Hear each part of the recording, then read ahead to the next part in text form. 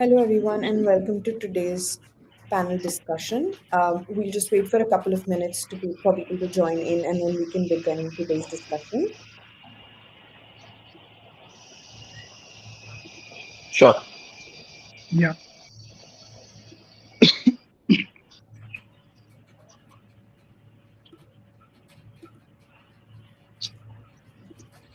Yep, I think we are ready to go. So, first of all, welcome everyone to today's discussion.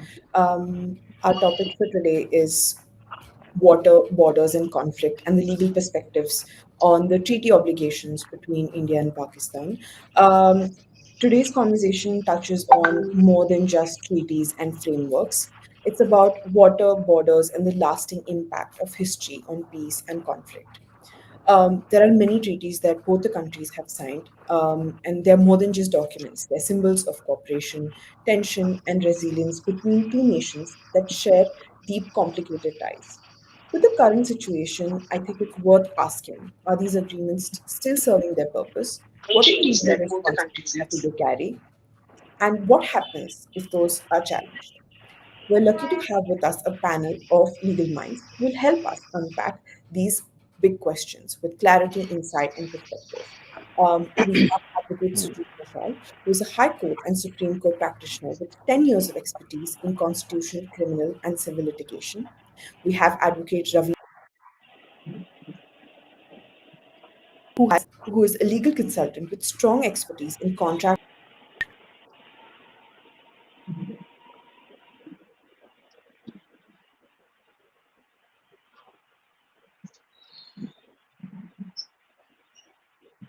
discussion with a small video, and we can I begin. think there is some issue with the connectivity. yeah. The your voice is getting glitched actually. Can you hear me now? I can hear Yeah. you now, but we missed out on for a major part. Okay. I can start again. Not an issue. We'll continue from where you are left. But Sure, yes, be careful about the connectivity part. sure. I'll just reiterate today's topic, which is about the treaties between India and Pakistan and what is their significance legally. And again, I will introduce our panelists for today, who are Advocate Sujit Mashal, a High Court and Supreme Court practitioner with 10 years of expertise in constitutional, criminal, and civil litigation. And we have Advocate Ravi, who is a legal consultant with strong expertise in contract negotiation, compliance, and corporate advisory. Before we begin the discussion, I would just like to show a small video about just the case and then we can begin. In a world where time is precious, getting swift access to legal help shouldn't be a privilege, but a right.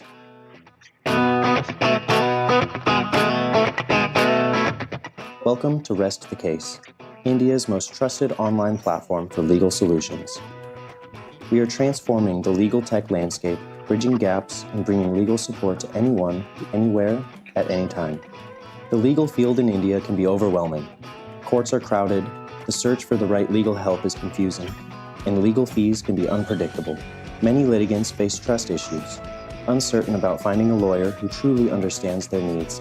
Rest the Case solves this by providing verified lawyer profiles, making it easier than ever to find trusted legal support. That's where Rest the Case steps in. From consultations to document drafting and court representation, our digital platform brings legal expertise to your fingertips. So our tools will make life simpler for litigants, retail, by helping them reach the right lawyers. We are using GenAI, we are creating an improved matching system. And for B2B, which is for startups and mid-level corporates, we are helping them by doing tasks like document draft creation, also other aspects which relates to their internal process improvement. Powered by cutting-edge technology, our platform leverages AI to match users with the most suitable lawyers. Based on expertise and location, from its start, Rest the Case has grown rapidly. With a presence across India, our mission is to provide legal accessibility everywhere, from big cities to smaller towns. Our vision is to make legal support accessible and affordable for everyone in India. Our journey began in the lockdown, where suddenly people did not know what to do or where to find the right legal support. We then realized that this is not just a pandemic issue, this is an issue that people face every day and everywhere. That's how Rest the Case was born. We bridged the gap between a lawyer and a client to give them a reliable place to find the right legal help. Rest the case, because every case deserves the right support.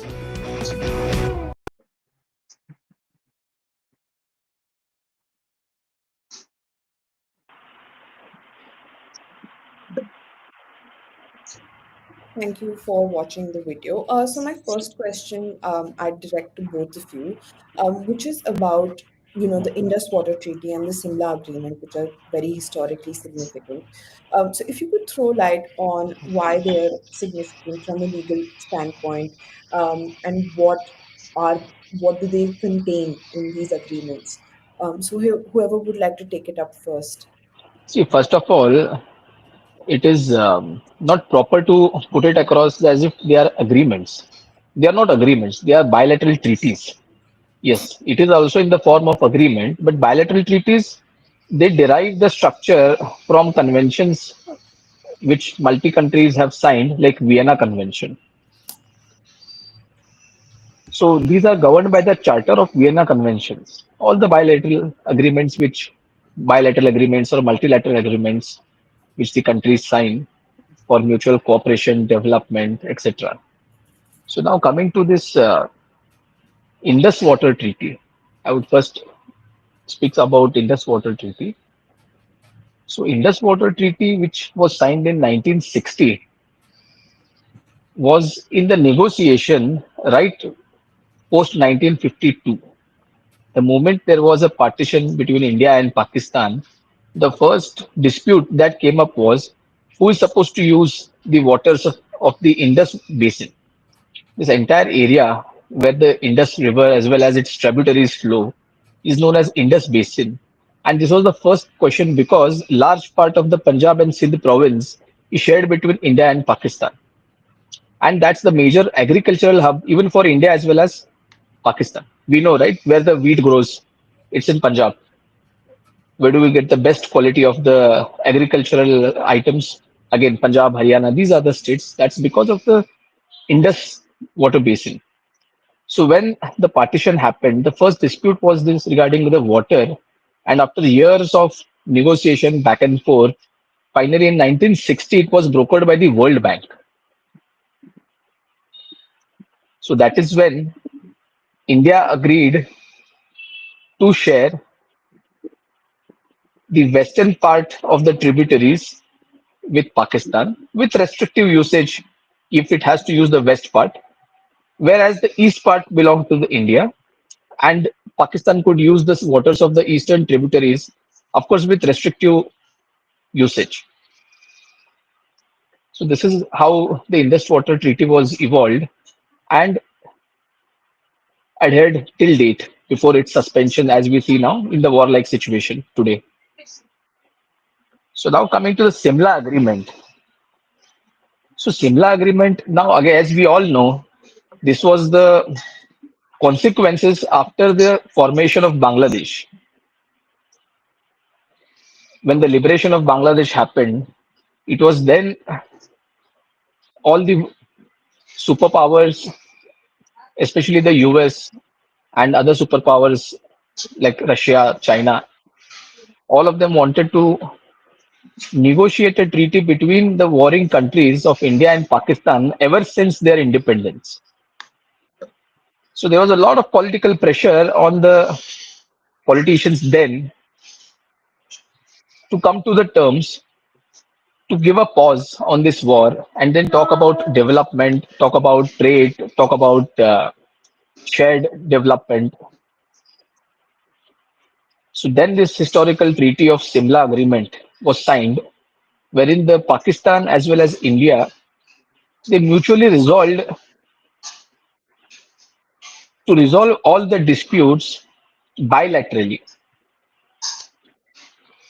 Again, this bilateral thing itself was highly contentious at that point because Pakistan never wanted to resolve anything by bilateral terms. They always wanted to involve the world forums. So this is the background about Indus Water Treaty and Simla Agreement. This is one of the most important highlights that no third party can involve in any dispute arising between India and Pakistan. And in today's context, the moment when the India backed off from Indus Water Treaty, in response to that, in this evolving political scenario, the first step Pakistan took was to suspend the Simla Agreement.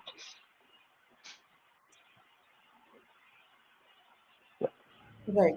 Um, Advocate Ravi, would you like to add something to this? Any? Yeah. So, as our Sujit Strauss said that it was started in the year 19 after the partition.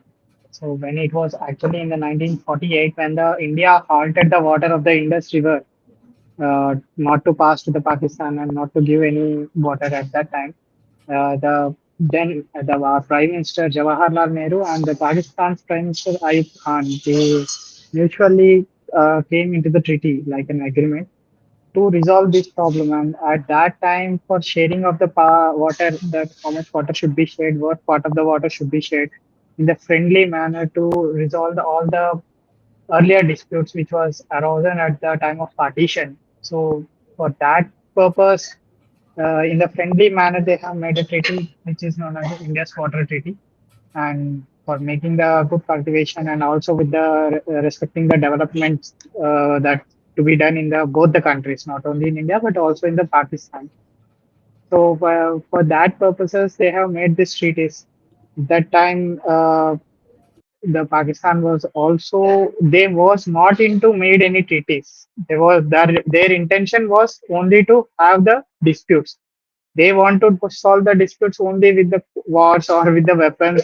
As we know today, also we are facing the same issues that they only want to solve the issues with the wars and all things. They never wanted to come into any agreements or treaties with the, but due to the superpower countries like the US and other countries like UK also at the time they were also involved for these treaties. So for that purpose, they have for to make them that they are the peaceful countries and they want to solve this as a peaceful manner to prove themselves. Then they have entered into the treaty, which was later made other disputes also. Now at this time they have suspended this treaty also. Yeah. My next question would be about, like Advocate Sujit also mentioned, that these are bilateral treaties which specify that there would be no third party in these two treaties. But in a situation like today, there are other treaties, other understandings between the two countries, right? What is the legal significance of such treaties in a situation that we are seeing now?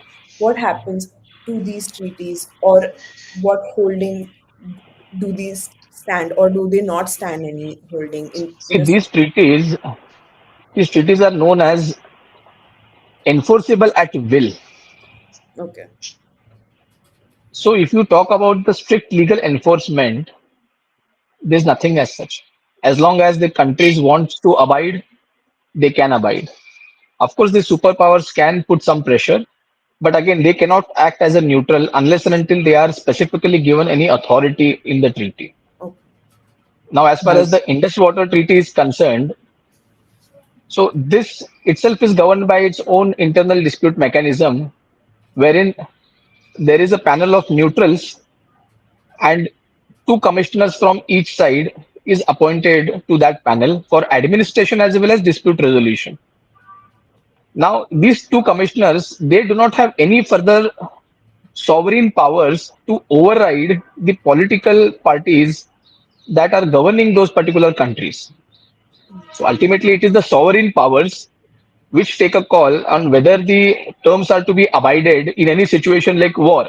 Like today, there is a situation of war which we are living. Yeah. Unexpected strikes are happening at night. Of course, India is rebutting these strikes very well.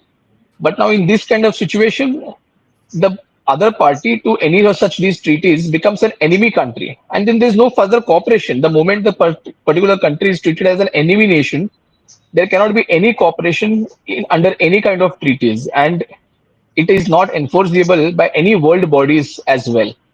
Okay. So this is the legal stand. If you call it, like in other words, these are the treaties enforceable at will and with mutual agreement. Understanding type. It's like a mutual understanding between India and Pakistan. But there was a no any like neither the UNO or neither the other superpower countries like USA can govern these treaties because these are made up on the mutual agreements type itself. If they want to avoid these things and if they want to demolish these things, if they don't want to have any treaty, they can cancel it because it depends upon the other opposite countries' behavior. Like if they want to take any crucial like steps, like today's now they are taking whatever the steps that they are taking, like airstrikes and terror attacks and other armies rangers if they are sending into the Kashmir and other places like borders of the India, and if they are taking at that time that political parties have that governing parties that have the supreme power that they can abide these treaties and they want to cancel this all these things and they will stop the sending the water and flow of water to the other countries. Whatever the Pakistan, whatever the steps that they are taking, like courageous steps today, they are taking like uh, India's ultimate goal is to just end up the terrorism, but they don't want to harm any civilians in the Pakistan. But the finally, the Pakistan is taking the courageous steps that they want to harm all the persons, not only the uh, terrorists. They are also indirectly supporting the terrorists, and they are also making the strikes on the civilians of the Indians, which is not a right thing as per the whatever the laws that we are having and they are having, the treaties or the UNO that made the rules, whatever the rules that we are having as per the until and unless we are not supposed to do any wars if it is a crucial things. So by this at these times, it is if it is a sudden times like wars or any other cold wars or civil wars or I everything, think we should stick to anything. more of the legal implications, Ravi, because again these are Yeah, a lot of controversies which is already happening. We are living this world of who is humming home, so it's better not to talk about those things. yeah. Yeah. So then I would like to ask you, since we're talking about a lot cannot be done, what do we do about what is the role then of, say, the International Court of Justice or the United Nations in a situation like this? Where can they step in, or where can these bodies step in? See again, International Court of Justice as well as the United Nations. So any matter can be taken to the ICJ Yeah. as long as both the countries agree to that. Okay. It is again not unilateral. Right. Unilateral, you cannot give jurisdiction to the ICJ to intervene. See, today as a country, the sovereign powers are also conscious of this particular fact that the more you involve other superpowers or other worldly countries to have a say in their internal affairs, the more weakened you see yourself and you show yourself to the rest of the world. If you cannot resolve your own internal disputes amicably, then that is a sign of weakness, which none of the political parties who are ruling India as well as Pakistan want to show themselves as. Even the retaliatory strikes, which have just been made yesterday evening, they are another. Well, I would not want to get into the active political discussions, what is happening today, but every country wants to show itself that it is the supreme in its own way, the political party which is ruling. Now, Yeah. let's take an example of the Russia Ukraine war. The war, again, the US Canada situation. Nobody wants to approach the International Court of Justice to resolve these disputes because one particular country is asserting that this particular territory which is occupied by the other country belongs to me, and Yeah. that country is also saying the same thing. So these are the things only if both the countries mutually agree, then the matter can be taken up before the ICJ. And the decision which is pronounced by the ICJ in such cases, again, it is enforceable at will. Okay. And the United Nations also have a very limited stance to play as a neutral. If appointed by any charter of any convention, they can involve themselves to assist both the countries to resolve certain disputes and come to amicable solutions. Like what happened in Indus Water Treaty was when both the countries had approached the World Bank to broker the deal and negotiation. Yeah. It was brokered on the promise of certain finances to India as well as Pakistan by the World Bank. Both the countries wanted to look up for mutual profitable development, and both the countries were in need of certain finances.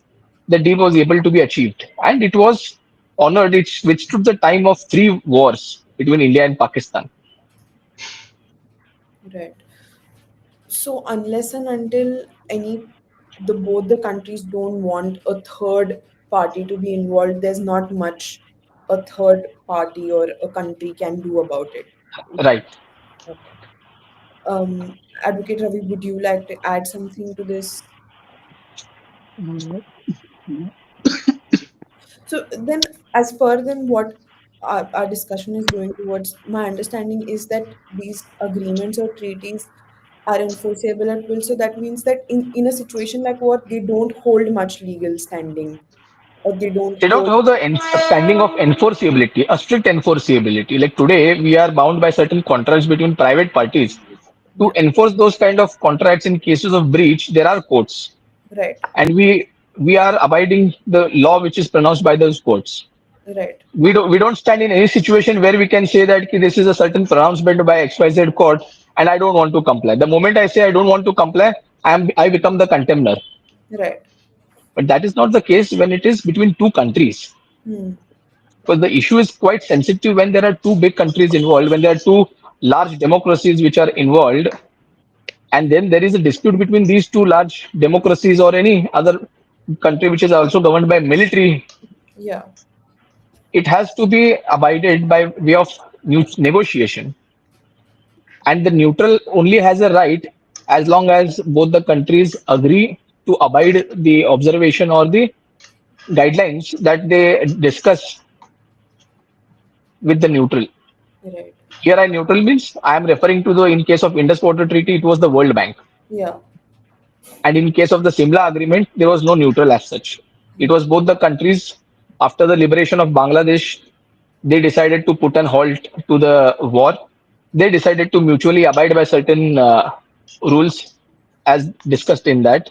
And most importantly, it was the world powers which also prevailed upon Pakistan so that it will recognize the LOC, which is in the disputed area of Kashmir. So that happened in the Simla Agreement. First time the LOC was recognized by the Pakistan. So this is a line of control. Yeah. This is the area which is occupied by the Indian administration. This is the area which is occupied by the Pakistani administration. Mhm. So that ceasefire, all we have been hearing from ages. We have all grown up by hearing these things. There is a ceasefire at Yeah. LOC. There are certain rules and regulations to be followed by both the countries at LOC. It is derived from this particular Simla agreement. And it also empowered both the countries to approach each other for any kind of resolutions bilaterally. Hmm. During the negotiations, it was Pakistan which wanted the International Court of Justice to be a part or to be the neutral or UN, United Nations to be act as a neutral. But India largely refuted those claims, Okay. saying that we can defend our territory, we can resolve our own issues. We do not want any third person to negotiate between us. Got it. I think Um. in the year 2013 also there is Kishan Ganga arbitration was also held at that time. The tribunal upheld the India's right to divert water for the hydro projects, but imposed a minimum flow of requirements also. Legal recognition of minimum environmental flow was also be an international obligation at that time. In the year 2013, I guess, right? So at that time, when it comes to the Indus Water Treaty, at that time they have formed a team at that time for the tribunal Kishan Ganga arbitration. Yeah. So, can in a situation like we're facing today, right? under these treaties, there are whatever has been agreed between the two countries. Say either of the country breaches these treaties, can one country approach the International Court of Justice after saying that there has been a breach and then contest that there? Is that something which is a possibility?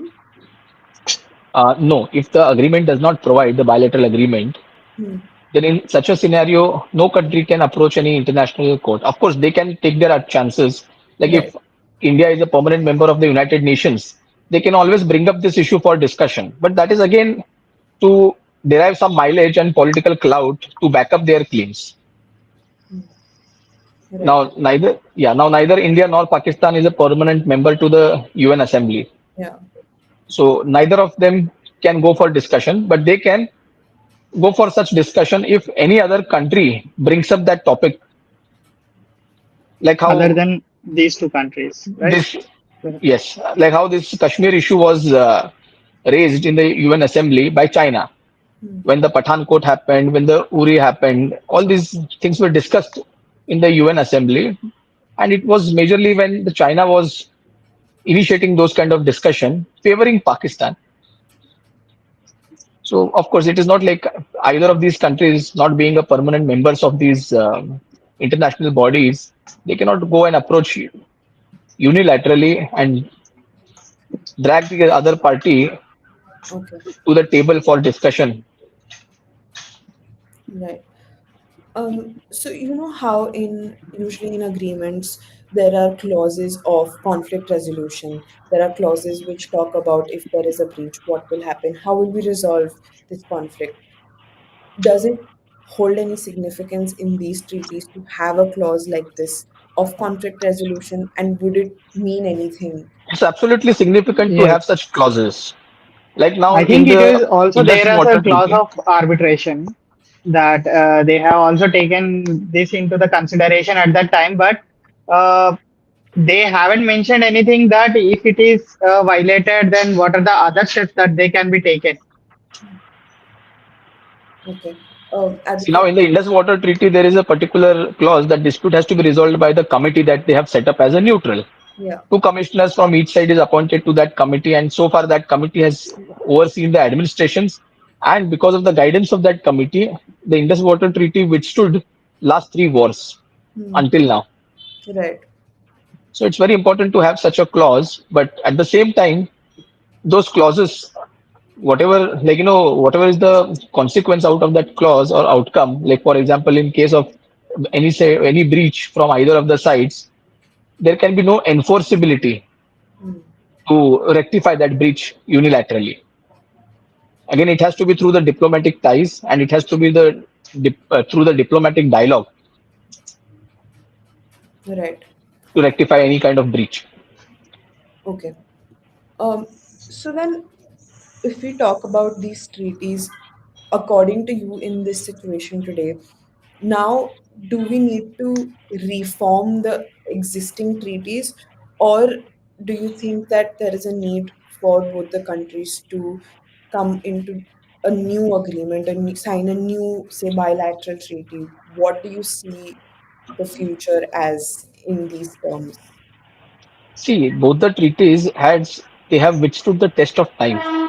Yeah, One has withstood more than 50 years, the other one has withstood for more than 30 years. yeah, So the framers of those clauses of these treaties had a foresight back then as to what extent of governance they would require and help they would require from external agencies.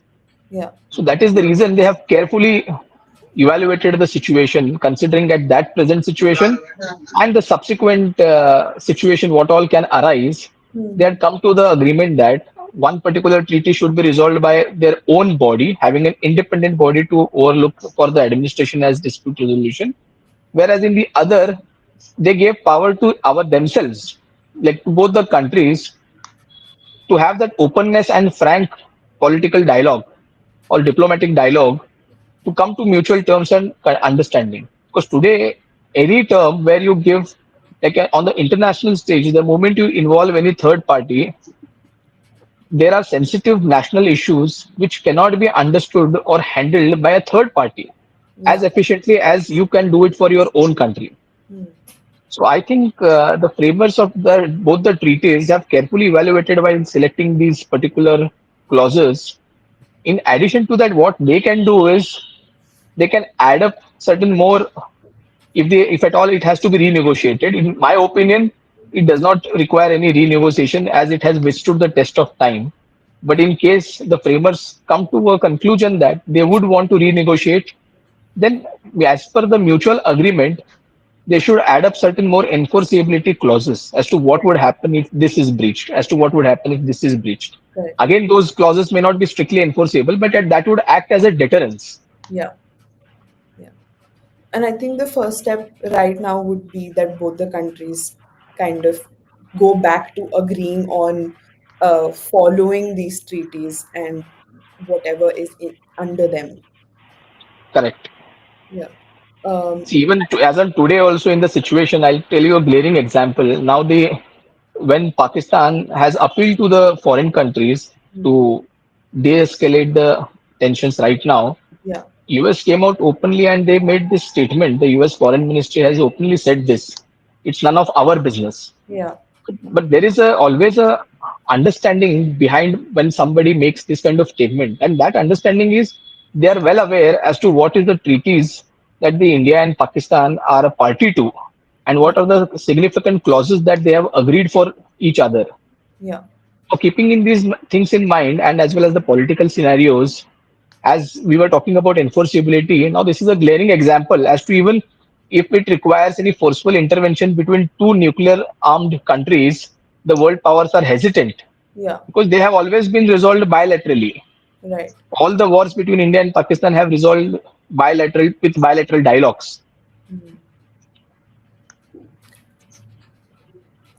So then, when we've talked about these treaties, and this discussion has, to my surprise, gone in a direction which I did not expect, that these treaties actually are not very significant when it comes to a warlike situation.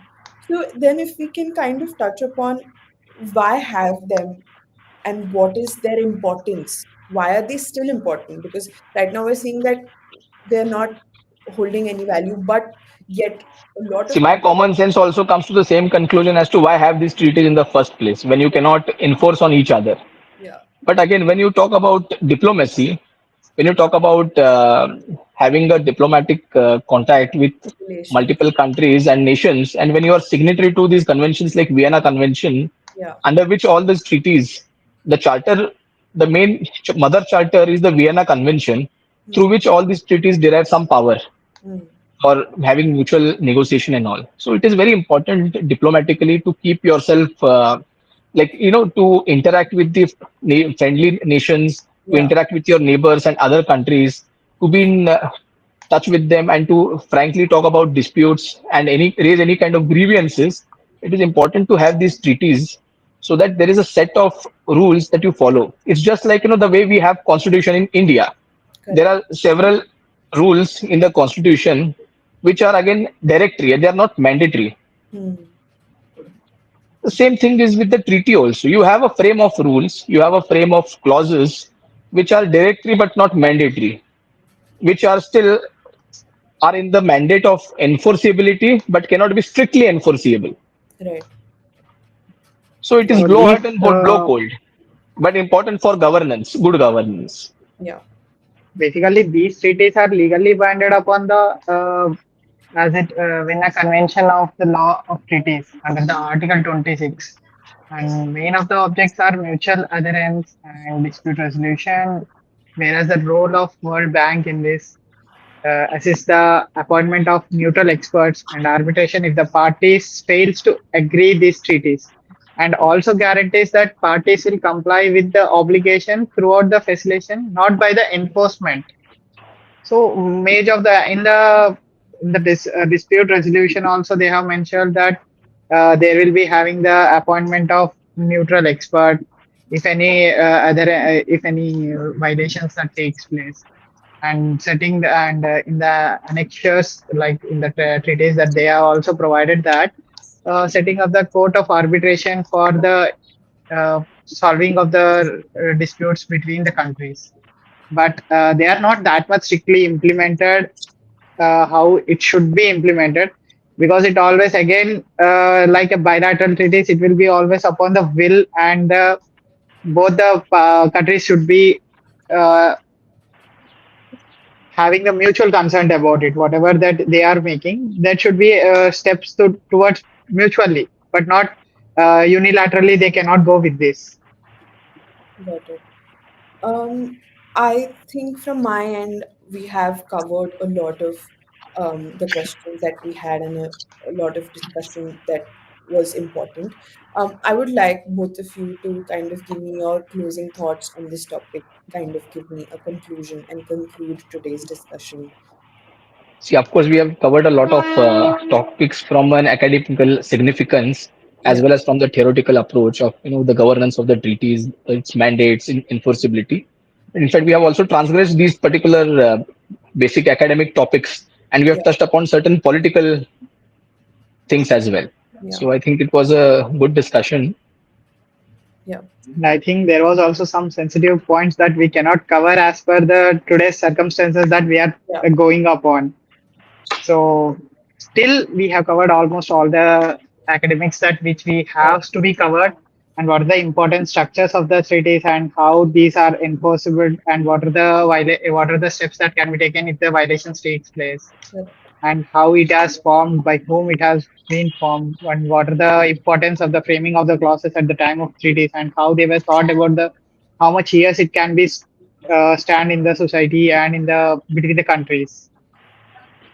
Absolutely. I mean, like both of you mentioned that a lot of the things we cannot mention. It's a very sensitive time right now, but it's good to have some background as to what is the legal standing. It's good for our viewers to know where these agreements come from, what are the treaties, what is the legal standing for them. And I think it was a very insightful discussion.